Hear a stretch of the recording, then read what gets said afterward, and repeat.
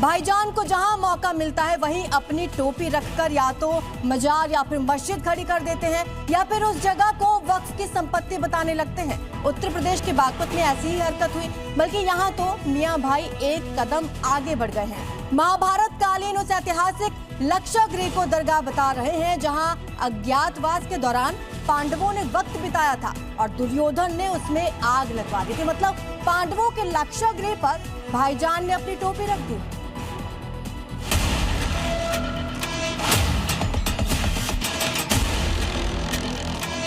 एक बार फिर वक्फ बोर्ड ने दावा ठोकते हुए दरगाह बताया है इस जमीन को।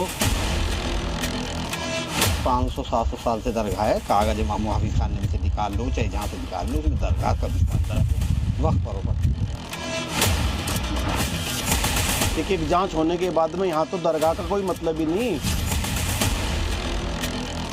इसके बारे में तो मैं केवल यही कहूंगा कि विनाश काले विपरीत बुद्धि। सीएम योगी ने विनाश काले विपरीत बुद्धि वाली ये बात यूं ही नहीं कही है, ये इशारा है। इशारा उस एक्शन का जो तब होता है जब कट्टरपंथी अपनी हदों को लांघते हैं, सनातनी प्रतीकों से खिलवाड़ करते हैं। सनातनी प्रतीक से साजिश, अब बुलडोजर आएगा। ये साजिश बागपत में की गई है, जहां साल भर पहले महाभारत कालीन लाक्षागृह की जिस आग पर कोर्ट ने अपने फैसले से पानी डाला था, उसी आग को फिर से भड़काने की कोशिश की गई है। उसे मियां भाई ने वक्फ की प्रॉपर्टी बता दिया है।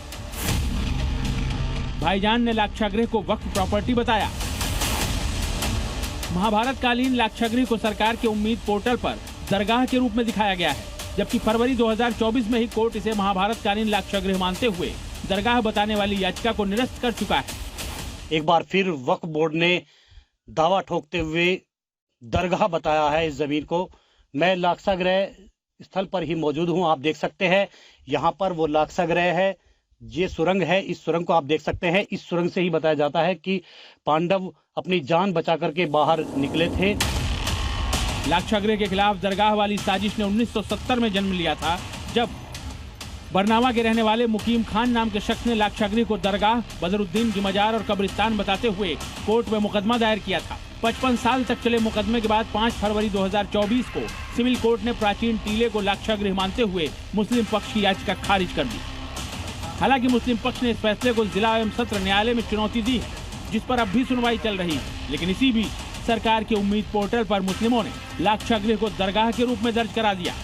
एक जांच होने के बाद में यहाँ तो दरगाह का कोई मतलब ही नहीं। वक्त की संपत्ति तो तब होगी, आप जांच कर ले आकर के। और दूसरी बात, पुरातत्व विभाग पिछले 6 महीने तक जांच करके गया यहाँ, उन्होंने अपनी रिपोर्ट दे करके रखी है। कहीं कुछ चिंता हो, ये सब बेकार की बात है। इनकी आदत रही है कि वक्त के नाम पर कहीं भी कुछ भी दर्ज करा लो, कहीं कब्जा कर लो। हालांकि मियां भाई अब भी छाती ठोंक कर लाक्षागृह को दरगाह बताने वाली जिद पर अड़े हुए हैं। कह रहे हैं इसके सबूत तो 600 से 700 साल पुराने हैं।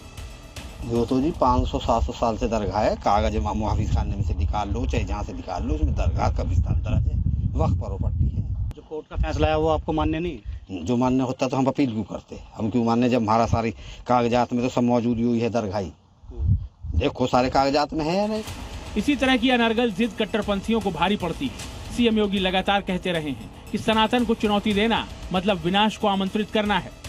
सनातन धर्म सबके कल्याण का मार्ग प्रशस्त करने वाला धर्म है और सबके कल्याण का मार्ग प्रशस्त करने वाले इस शाश्वत व्यवस्था पर जब कोई प्रहार करेगा तो स्वाभाविक रूप से स्वयं के विनाश को ही आमंत्रित करेगा। ये योगी की चेतावनी है उस कट्टरपंथी जमात को जो एक ऐतिहासिक स्मारक को जबरदस्ती दरगाह साबित करने की जिद पर अड़ी है। ये चेतावनी है उस सोच को जो हिंदुस्तान में अवैध दरगाहों, मस्जिदों और मदरसों के जरिए गजवाए हिंद वाली साजिश को परवान चढ़ाना चाहती है।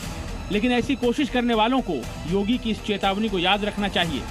ये नया भारत संविधान के अनुरूप चलेगा, शरीयत के अनुरूप नहीं।